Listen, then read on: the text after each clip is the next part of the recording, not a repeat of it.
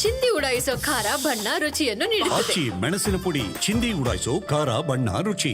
America ದಾಳಿ ಬಂದ್ ಆಗತ್ತಾ ಹುಮರ್ಜ್ ಜಲಸಂಧಿ ಮುಚ್ಚೋಕೆ ಮತ ಚಲಾವಣೆ.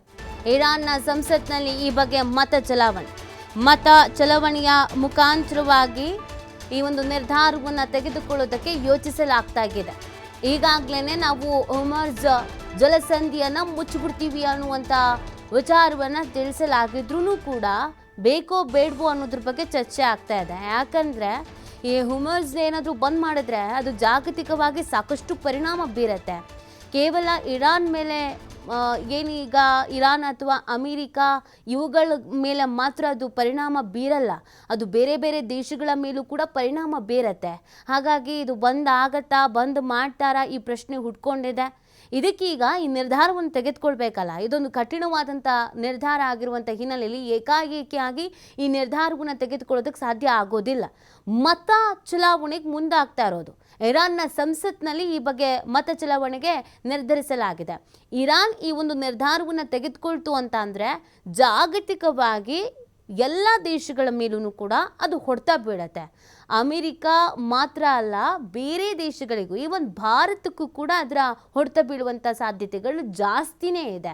ಹಾಗಾಗಿ ಇದನ್ನು ಮುಚ್ಚಬೇಕೋ ಅಥವಾ ಬೇಡವೋ, ಈಗ ನಾವು ಈ ನಿರ್ಧಾರವನ್ನು ತೆಗೆದುಕೊಂಡ್ರೆ ಅದು ಎಷ್ಟರ ಮಟ್ಟಿಗೆ ಪರಿಣಾಮಕಾರಿಯಾಗಿರತ್ತೆ. ಸೊ ಈ ಬಗ್ಗೆ ಚರ್ಚಿಸಿ ಒಂದು ನಿರ್ಧಾರಕ್ಕೆ ಬರೋದಕ್ಕೆ ಅಂತ ಇರಾನ್ ಮುಂದಾಗ್ತಾ ಇರೋದು. ಹಾಗಾಗಿ ಇರಾನ್ನ ಸಂಸತ್ನಲ್ಲಿ ಇವತ್ತು ಈ ಬಗ್ಗೆ ಮತ ಚಲಾವಣೆಗಿದೆ. ಹೆಚ್ಚೇನಾದರೂ ಮತ ಚಲಾವಣೆ ಆಯಿತು ಅಂತಂದರೆ ಸಮಸ್ಯೆ ಕಟ್ಟಿಟ್ಟ ಬುತ್ತಿ. ಹುರ್ಮುಜ್ ಜಲಸಂಧಿ ಬಂದ್ ಮಾಡೋದಕ್ಕೆ ಇರಾನ್ ಪ್ಲಾನ್ ಮಾಡ್ಕೊಳ್ತಾ ಇದೆ. ಜಾಗತಿಕ ತೈಲ ಪೂರೈಕೆ ಮೇಲೆ ಇದು ಗಂಭೀರವಾದಂಥ ಪರಿಣಾಮ ಬೀರೋದಂತೂ ಫಿಕ್ಸು.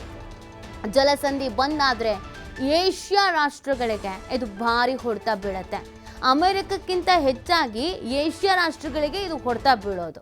ನಾನು ಆಗಲೇ ಹೇಳ್ತಾ ಇದ್ದೆ, ಇದು ಕೇವಲ ಅಮೆರಿಕ, ಇಸ್ರೇಲ್, ಇರಾನ್ ಅಂತ ಮಾತ್ರ ಅಲ್ಲ, ಬೇರೆ ಬೇರೆ ದೇಶಗಳಿಗೂ ಕೂಡ ಸಾಕಷ್ಟು ರೀತಿಯಾದಂಥ ಪರಿಣಾಮ ಬೀರುತ್ತೆ. ಯಾಕಂದರೆ ಜಾಗತಿಕ ತೈಲ ಪೂರೈಕೆ ಆಗೋದು ಇಲ್ಲೇ.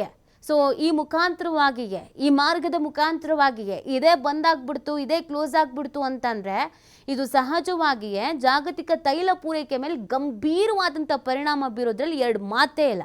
ಪೆಟ್ರೋಲು, ಡೀಸೆಲು ಎಲ್ಲದ್ರ ಬೆಲೆ ದುಪ್ಪಟ್ಟಾಗ್ಬಿಡತ್ತೆ. ಸಾಕಷ್ಟು ಸಮಸ್ಯೆ ಎದುರಿಸಬೇಕಾಗತ್ತೆ. ಸ್ಟಾಕ್ನ ಸಮಸ್ಯೆ ಎದುರಾಗತ್ತೆ. ಸೊ ಹಾಗಾಗಿ ಇದು ಸಡನ್ ಡಿಸಿಷನನ್ನು ತೆಗೆದುಕೊಳ್ಳೋದಕ್ಕೆ ಸಾಧ್ಯವಾಗೋದಿಲ್ಲ. ಇವತ್ತು ಚರ್ಚೆ ಮಾಡ್ತಾರೆ, ಮತ ಚಲಾವಣೆಯನ್ನು ಮಾಡ್ತಾರೆ. ಒಮ್ಮೆಲೆ ಏನಾದರೂ ಎಲ್ಲಾದರೂ ಇಲ್ಲ ಮಾಡಲೇಬೇಕು, ಬಂದ್ ಮಾಡೇ ಬಿಡೋಣ ಅಂತ ನಿರ್ಧಾರಕ್ಕೆ ಬಂತು ಅಂತಂದರೆ ಸಮಸ್ಯೆ ಆಗಬಹುದಾದ ಸಾಧ್ಯತೆಗಳು ದುಪ್ಪಟ್ಟಿದೆ. ಹಾಗಾಗಿ ಈ ಜಲಸಂಧಿ ಏನಾದ್ರು ಬಂದಾಯಿತು ಅಂದರೆ ಈ ಏಷ್ಯಾ ರಾಷ್ಟ್ರಗಳಿಗೇ ಭಾರಿ ಹೊಡೆತ ಬೀಳೋದು. ಅಮೆರಿಕಕ್ಕಿಂತ ಹೆಚ್ಚಾಗಿ ಏಷ್ಯಾ ರಾಷ್ಟ್ರಗಳಿಗೆ ಹೊಡೆತ ಬೀಳುತ್ತೆ. ಇನ್ನು ನಾವು ನಮ್ಮ ಲೆಕ್ಕಾಚಾರ ನೋಡೋದಾದರೆ ಭಾರತದ ಮೇಲೆ ಏನು ಪರಿಣಾಮ ಬೀರ್ಬೋದು ಇದನ್ನು ನಾವು ಗಮನಿಸಬೇಕಾಗತ್ತೆ. ಇದರ ಎಫೆಕ್ಟು ಭಾರತಕ್ಕೆ ಹೆಂಗೆ ತಟ್ಟುತ್ತೆ ಅಂತಂದರೆ, ಈ ಹುಮರ್ಜ್ ಜಲಸಂಧಿ ಮುಖಾಂತರವಾಗಿಯೇ 20% ತೈಲ ಸಾಗಣೆ ಆಗೋದು. 20% ತೈಲ ಸಾಗಣೆ ಆಗೋದು. ಜಗತ್ತಿನಲ್ಲಿ ಉತ್ಪಾದನೆ ಆಗುವ 20% ಕಚ್ಚಾ ತೈಲ ಸಾಗಾಟ ಆಗೋದು ಇಲ್ಲೇನೆ. 20-25% ಹಡಗುಗಳು ಈ ಮಾರ್ಗವಾಗಿಯೇ ಸಾಗ್ತಾ ಇದೆ, ಇದೇ ಮಾರ್ಗದಲ್ಲಿ ಓಡಾಡ್ತಾ ಇರೋದು. ಒಂದು ವೇಳೆ ಈ ಜಲಸಂಧಿಯನ್ನು ಇರಾನ್ ಮುಚ್ಚಿತು ಅಂತ ಇಟ್ಕೊಳ್ಳಿ, ಇವತ್ತು ಒಂದು ನಿರ್ಧಾರಕ್ಕೆ ಬಂದು ಮುಚ್ಚೇ ಬಿಡ್ತೀವಿ ಅಂತ ತೀರ್ಮಾನಕ್ಕೆ ಬಂದು ಮುಚ್ಚಿದ್ರು ಅಂತಂದರೆ ಜಾಗತಿಕವಾಗಿ ತೈಲ ಪೂರೈಕೆಯಲ್ಲಿ ಅಲ್ಲೋಲ ಕಲ್ಲೋಲ ಸೃಷ್ಟಿ ಆಗ್ಬಿಡತ್ತೆ. ಸ್ಟಾಕ್ ಮಾಡ್ಕೊಳ್ಳೋಕ್ಕೂ ಕಷ್ಟ ಆಗುತ್ತೆ. ಸ್ಟಾಕ್ ಏನಾದರೂ ಫುಲ್ ಖಾಲಿ ಆಯಿತು ಅಂತಂದರೆ ತೀರಾ ಸಮಸ್ಯೆ ಆಗತ್ತೆ. ಅಮೆರಿಕಕ್ಕಿಂತ ಹೆಚ್ಚಾಗಿ ಇದು ಏಷ್ಯಾ ರಾಷ್ಟ್ರಗಳ ಮೇಲೇ ಭಾರಿ ಪ್ರಮಾಣದಲ್ಲಿ ಹೊಡೆತ ಕೊಡುತ್ತೆ. ತೈಲ ಅನಿಲಕ್ಕಾಗಿ ಮಧ್ಯಪ್ರಾಚ್ಯವನ್ನೇ ಅವಲಂಬಿಸ್ಕೊಂಡಿದೆ ಭಾರತ.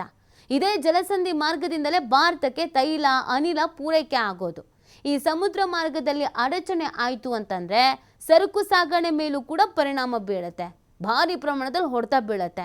ಏಕಾಏಕಿಯಾಗಿ ಭಾರತದಲ್ಲಿ ಬೆಲೆ ಏರಿಕೆಯ ಬಿಸಿ ತಟ್ಟುತ್ತೆ. ನಮಗೆ ಹೆಂಗೆ ಎಫೆಕ್ಟ್ ಆಗುತ್ತೆ ಅಂತ ಅಂದರೆ ರೇಟು, ನಾವೀಗ ಆಲ್ರೆಡಿ ಹೇಳ್ತಾ ಇದ್ದೀವಲ್ಲ, ಎಲ್ಲದ್ರ ರೇಟು ಜಾಸ್ತಿ. ಈ ಕಡೆ ಗ್ಯಾಸು, ಪೆಟ್ರೋಲು, ಡೀಸೆಲ್ಲು, ಬಂಗಾರ ಎಲ್ಲದ್ರ ರೇಟು ಜಾಸ್ತಿ ಆಗಿದೆ. ಜನಸಾಮಾನ್ಯರು ಜೀವನ ಮಾಡೋದಕ್ಕಾಗುತ್ತಾ, ಕಷ್ಟ ಆಗ್ತಾ ಇದೆ ಅಂತ ಏನು ಹೇಳ್ತಾ ಇದ್ದೀವಲ್ಲ, ಇದು ಮತ್ತಷ್ಟು ಜಾಸ್ತಿ ಆಗಿಬಿಡುತ್ತೆ. ನೋಡಿ, ನಮ್ಮಲ್ಲಿ ಯುದ್ಧದ ವಾತಾವರಣ ಇಲ್ಲದೆ ಇದ್ರೂ ಅಕ್ಕಪಕ್ಕದ ರಾಷ್ಟ್ರಗಳಲ್ಲಾದರೂ ಕೂಡ ಅದರ ಎಫೆಕ್ಟ್ ನಮಗೆ ಹೆಂಗಾಗುತ್ತೆ ಅನ್ನೋದನ್ನು ನಾವಿಲ್ಲಿ ಗಮನಿಸ್ತಾ ಇದ್ದೀವಿ.